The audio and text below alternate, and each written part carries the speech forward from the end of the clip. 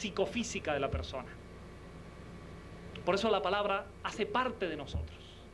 Y todos los resortes intelectuales, psíquicos y espirituales son sensibles a la palabra. Así como en la cultura occidental ya tenemos estudios de sugestología, o los trabajos, por ejemplo, de Platonov sobre el poder terapéutico de la palabra, o en instituciones psiquiátricas, donde con la palabra y por supuesto con la música, con los sonidos, se realizan verdaderos actos terapéuticos. También en la cultura oriental, desde tiempos muy remotos, se conoce el valor de la palabra, el uso de los mantras, como combinaciones fonéticas, que repetidas con una cadencia y con un ritmo, penetran en los intersticios psíquicos de la persona. Pues el brujo, o el brujo que conoce de estas prácticas, se vale de la palabra con las invocaciones, las evocaciones, las exhortaciones para causar un daño en su víctima. Hay una brujería todavía más intensa que la de la palabra, que no todo brujo conoce y que no toda persona sabe cómo defenderse de ella, que es la brujería del pensamiento, la acción mental callada, fría, que surge de la concentración y que acumula mayor poder. La acción de la mentalización. Una parte muy importante de los trabajos de brujería tienen que ver con las mentalizaciones. El brujo que sabe se concentra intensamente en su víctima y en el daño que quiere causar. Y allí está liberando una inmensa potencia psíquica que hará daño, repito, dependiendo de las condiciones de receptividad de la víctima. Hay la brujería de los objetos, que varían según las condiciones, los usos, las costumbres. Desde los mechones de cabellos, desde los muñecos cruzados con alfileres, algunos de ellos, por cierto, increíblemente parecidos a sus víctimas. Los objetos diversos, con colores distintos. Todo ese conjunto de recursos, incluyendo en ellos el uso deplorable y lamentable de animales, que son muchas veces sometidos a tormentos crueles, ensangrentados, cocidos.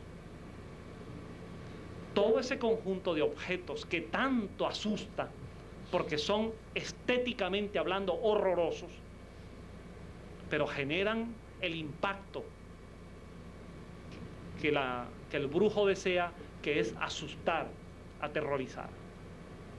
Porque cualquiera, e incluso he dicho yo más de una vez, un espírita, aún conociendo esto, se encuentra en su casa con un sapo cocido por la boca, y a cualquiera le da miedo. Y ese espiritista dirá, bueno, es que el miedo es libre. Pero a ese miedo hay que enfrentarlo con conocimiento, con fuerza de voluntad, con decisión, con disposición moral, y no permitir que surta los efectos. El objeto en sí mismo no tiene ningún poder. El objeto pudiera ejercer una acción como un concentrador de energías, un catalizador de esas energías. Nosotros tenemos dentro de la investigación parapsicológica, también espírita, un fenómeno paranormal que se conoce con el nombre de psicometría.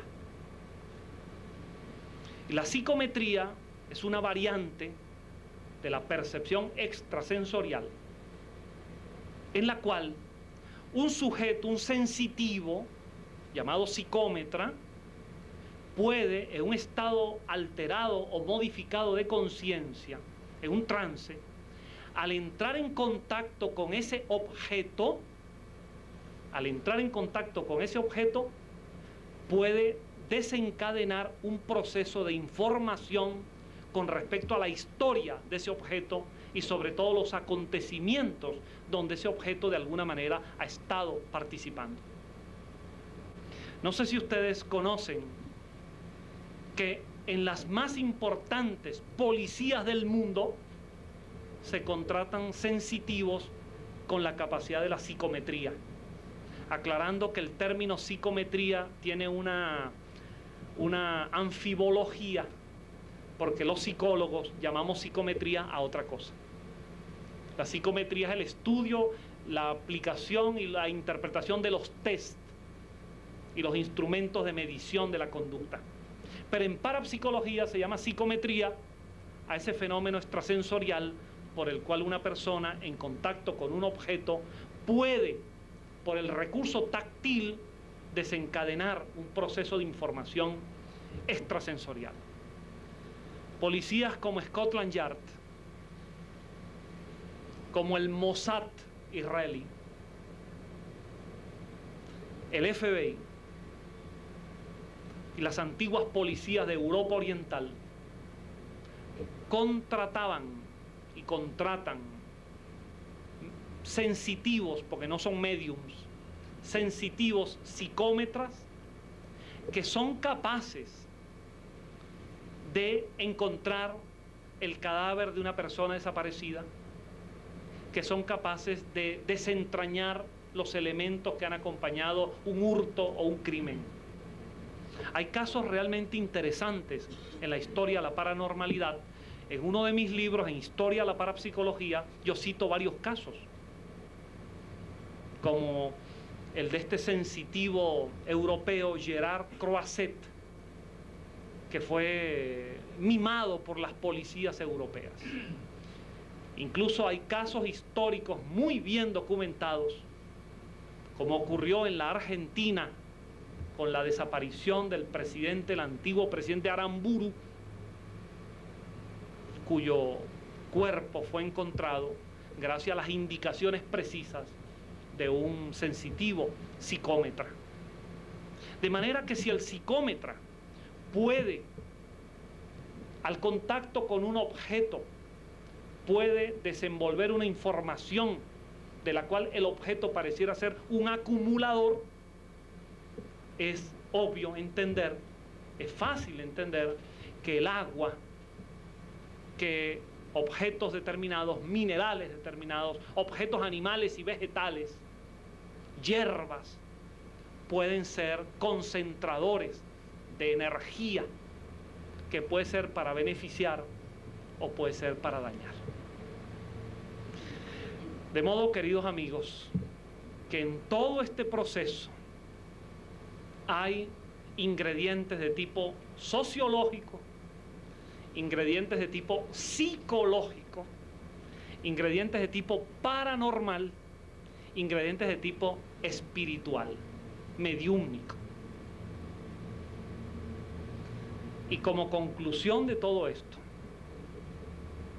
nos queda reiterar lo que es el mensaje de fondo de la doctrina espírita. Si no hay transformación moral del hombre, no hay transformación social de la humanidad. Ya pasaron a la historia los modelos que pretendían transformar la sociedad sobreestructuralmente, ignorando que la transformación debe venir del alma humana. Si no hay hombres mejores, personas mejores, no hay sociedad mejor, porque la sociedad está formada por personas. Es un mito y una ingenuidad imaginar que una sociedad dirigida por hombres no transformados moralmente pueden llevar la moralidad a una sociedad. porque nadie puede dar lo que no tiene. Por eso hay que invertir el proceso. Es más lento, más difícil, pero no hay otro camino. Como decía León Denis, la cuestión social es en última instancia una cuestión moral. Sin hombres mejores no hay sociedad mejor. Y si no hay personas mejores, entre otras desviaciones y lacras sociales, seguiremos teniendo estas prácticas engañosas, supersticiosas, como la de la brujería. Hay brujería porque hay inferioridad moral en la humanidad.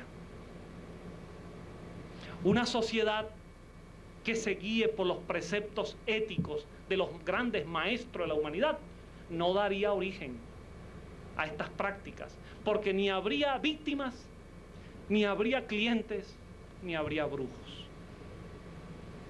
Si escucháramos más a los mensajeros de la verdad y del amor, no existiría esto. Si nos sintonizáramos con el pensamiento moral de Jesús, no el Jesús de las iglesias, no el Jesús de los ritos externos, sino Jesús, aquel filósofo libre pensador, aquel maestro redentor.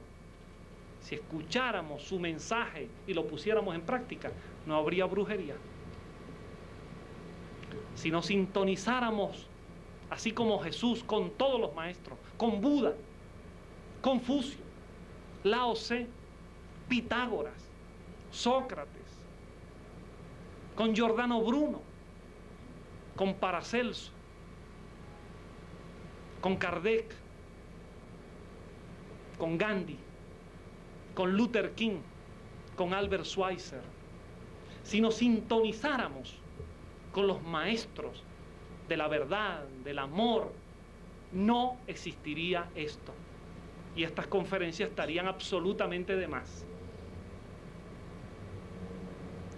De modo que nos queda, a partir de una reflexión sobre este tema, nos queda entenderlo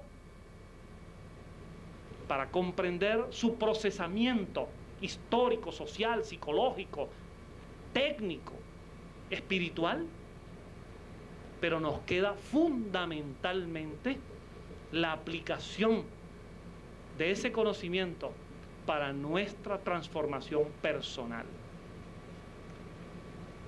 Mis amigos, ustedes quieren darle un buen consejo a un vecino, a un amigo, díganle, cualquiera sea su religión, cualquiera sea su filosofía o su concepto en la vida, no vaya a sitios donde se practique la brujería. No se acerque allí y mucho menos no se convierta en cliente de esas prácticas. Allí no se va a encontrar nunca nada bueno. Nunca. Porque nadie da lo que no tiene. Y por otra parte, hasta por un cuidado personal, por una profilaxis personal, si usted se acerca allí, si usted entra en tratos con semejantes personas, usted queda envuelto psicológica y espiritualmente con ese ambiente. ¿Alguna vez ha ocurrido en esta institución que personas que vienen acá o venían acá, en otros días de la semana, merodeaban por esos ambientes, generando un campo turbio, absolutamente confuso, entre lo que es la oscuridad y la luz, entre lo que es la perversión y la ética, entre lo que es la caricatura de lo espiritual y la espiritualidad auténtica. Por eso nosotros somos contundentes y categóricos. Quien desee conocer una doctrina como el espiritismo, quien quiera vibrar con estos niveles de espiritualidad, no puede y no debe, bajo ningún concepto, ni asistir a lugares como estos, ni jamás en su vida ocurrírsele la idea de dañar a otra persona con semejante tipo de recursos. Porque ahora, en esta vida, en esta misma vida, va a sentir los efectos psicosomáticos de esa aproximación y de ese contacto. Pero más allá de eso, desde el punto de vista de las leyes espirituales, de la causalidad espiritual, las consecuencias kármicas, las consecuencias reencarnatorias son hondas y son profundas. Como hondas y profundas lo son para esos brujos y hechiceros que, sabiendo que existe el espíritu, que sabiendo que existe la mediunidad, que sabiendo que estos recursos funcionan, en lugar de haber colocado sus facultades al servicio del bien, las colocaron para lo perverso, para lo oscuro y para lo negativo. De modo que, como todo, en nuestras manos está, en nuestra decisión está. Y sobre todo no puede alegar ignorancia o desconocimiento quien fue advertido a tiempo de esta realidad. De modo, queridos amigos, creo que queda suficientemente explícito y claro que el espiritismo tiene una postura contundente frente a toda esta perversidad y toda esta superstición, y por un momento, yo les pido que por un momento colóquense en la piel de quienes hemos entregado nuestra vida para defender una doctrina como esta, y tenemos que sufrir el escarnio de ir por un lugar o en un centro académico y ser tachado de brujo porque somos espiritistas. Cuando hemos entregado nuestra vida a la defensa de una doctrina que es la antítesis total de esta y de cualquier tipo de supersticiones. Muchas gracias.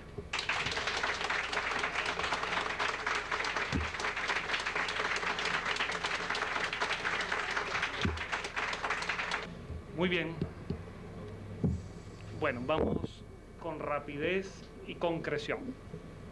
La primera pregunta es si la programación neurolingüística podría ser útil en el contexto del tema que hemos hablado hoy, como un reforzamiento del control del pensamiento, el control emocional y de una adecuación de todo el proceso psicológico de la persona ante la vida en general. En una parte sí.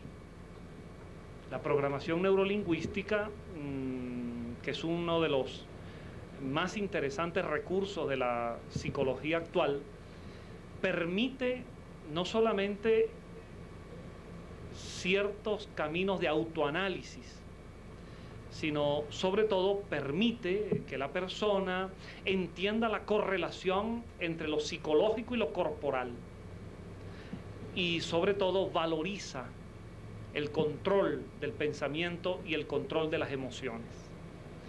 ¿En qué parte es útil la PNL, la programación neurolingüística, en cuanto a un tema como el que hoy hemos abordado, como la brujería?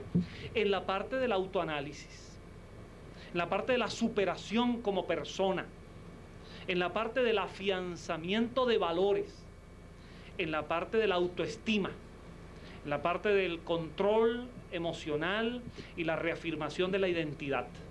Esa parte es extraordinariamente útil, y estoy convencido de que una persona que adopte esta estrategia al lado de otras, porque la programación neurolingüística no es una totalidad, es un recurso, como puede ser el análisis transaccional, como puede ser la autohipnosis, como puede ser otros caminos. En la medida en que lo emplee, sin duda que eso le va a ser de gran utilidad. Ahora, si el problema en que está envuelta esa persona va más allá de esos aspectos y ya es fronterizo o está inmerso en situaciones donde está siendo víctima de ejercicios psíquicos, magnéticos, y donde hay hasta entidades desencarnadas involucradas, yo, con toda la responsabilidad como psicólogo clínico y como directivo del Colegio de Psicólogos que actualmente soy, del Distrito Federal, digo claramente que no hay psicólogo que pueda con eso. Si el problema involucra situaciones de origen mediúmnico, allí no hay psicología que valga.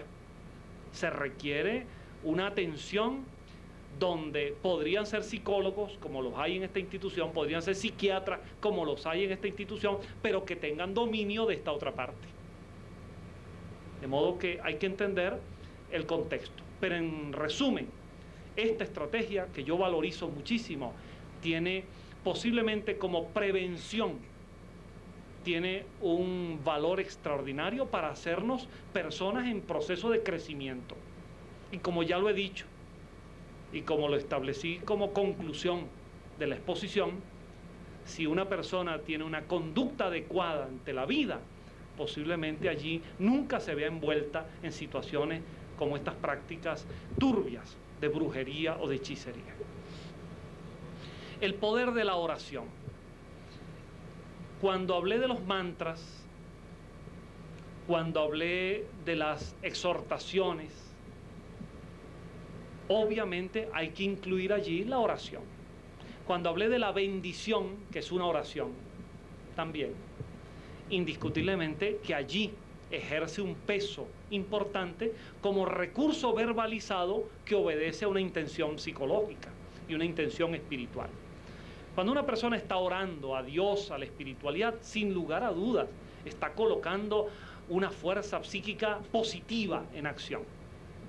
Ahora, en materia de oración, el espiritismo enseña, y esto ya depende mucho del nivel de comprensión de las personas, que una cosa es el rezo y otra cosa es la oración. El rezo es sobre todo verbal y mecánico. La oración es fundamentalmente mental y del alma.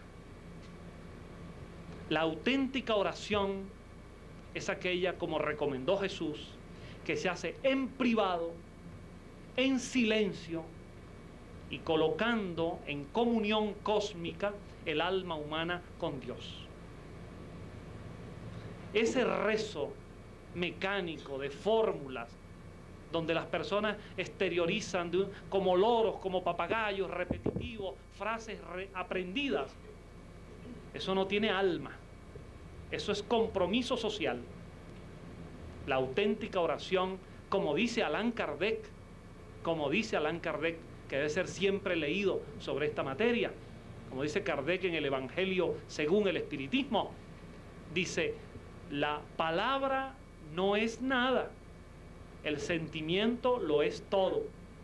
La auténtica oración es la del sentimiento, la que no obedece a fórmulas escritas de antemano por otros, sino la que nace de la espontaneidad a tono con la situación particular de cada quien. Jesús recomendó la oración de una manera discreta y decía, ¿quieres orar al Padre? Vete a tu aposento y allí en la intimidad solo hazlo. Las iglesias en nombre de Jesús convirtieron las oraciones y los rezos en actos públicos.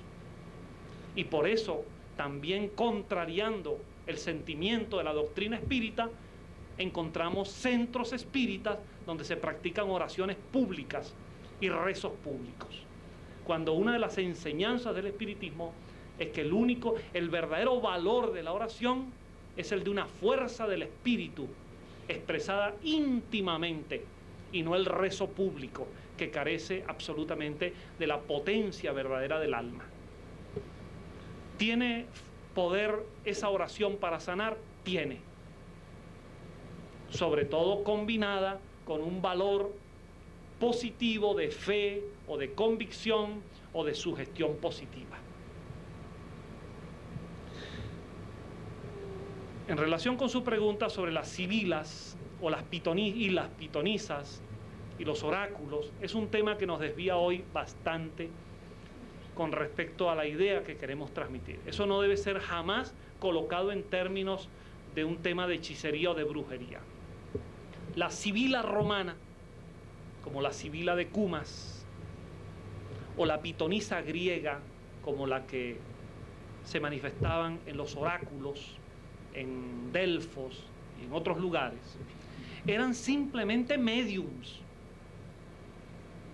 que entraban en trance. Claro que no existiendo aún la doctrina espírita, porque el espiritismo nace con Allan Kardec en el siglo pasado, no existiendo el espiritismo, lo que conocían como prácticas mediúmnicas era aquella actividad de trance acompañada de elementos rituales. Por ejemplo, en Delfos se había establecido ese oráculo aprovechando que de allí manaban vapores sulfurosos que permitían de alguna manera un estado alterado de conciencia y facilitaban los trances. En espiritismo sabemos hoy en día que el trance mediúmnico no necesita ni de altares, ni de flores, ni de olores, ni de perfumes, ni de crucifijos, ni de santos, ni de ritos, ni de rezos. Lo que requiere es la armonía del pensamiento y la buena voluntad de los asistentes y el apoyo de los espíritus. De modo que lo que en Delfos y en los oráculos griegos, ya dimos alguna vez una conferencia aquí sobre los oráculos y la volveremos a dar, lo que allí se producían eran manifestaciones de los espíritus. Recordemos, por ejemplo, que aquella costumbre tan hermosa de los griegos de acudir, cuando una pareja esperaba un hijo, acudir al oráculo para que éste le informara, los espíritus a través de la pitonisa le informaran cuál sería esa alma que nacería allí.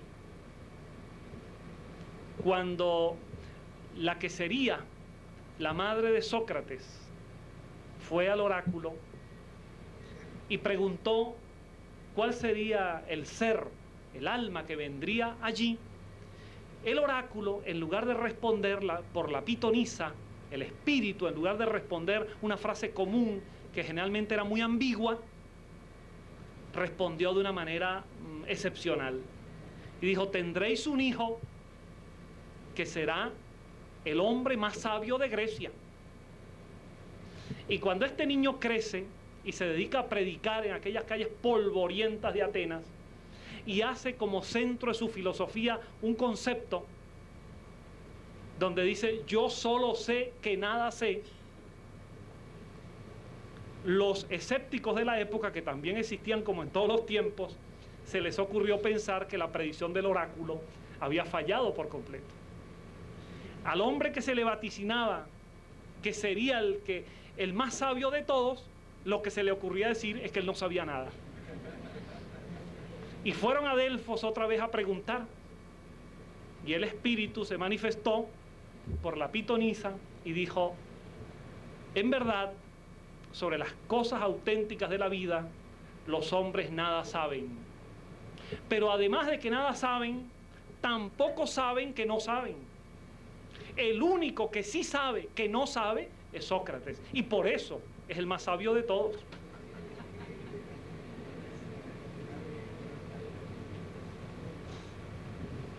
Cuando la que sería la madre de un filósofo, a quien se le daría el nombre de Heráclito, que en la filosofía ha pasado a ser llamado Heráclito el Oscuro, cuando fue a preguntar, estando ella embarazada, ¿qué alma vendría allí?, el oráculo dijo algo sorprendente. El espíritu dijo: vais a tener un hijo que tendrá la particularidad de decir las cosas más claras de la manera más oscura. Y por eso pasó a llamársele Heráclito el Oscuro, allí en Efeso. Cuando este hombre predicaba su filosofía, él, entre otras cosas, decía: nadie se baña 2 veces en el mismo río. Y los que le oían decían: este está loco. ¿Cómo? Si yo todos los días me baño en la misma orilla del mismo río. Porque no comprendían que Heráclito había establecido allí las bases del pensamiento dialéctico. De que en el concepto griego del pantarrei, todo fluye. Nada es igual a sí mismo, nada permanece idéntico y todo está en permanente mutación y cambio. Y aunque vayas 10 minutos después, un segundo después, a la misma orilla del mismo río, ya no te estarás bañando 2 veces en el mismo río. La comprensión dialéctica es el entendimiento del cambio. Pero lo decía el concepto más claro de la manera más oscura. Alguna vez presentaremos aquí una conferencia sobre el valor de los oráculos en Grecia y de otros centros psíquicos de la antigüedad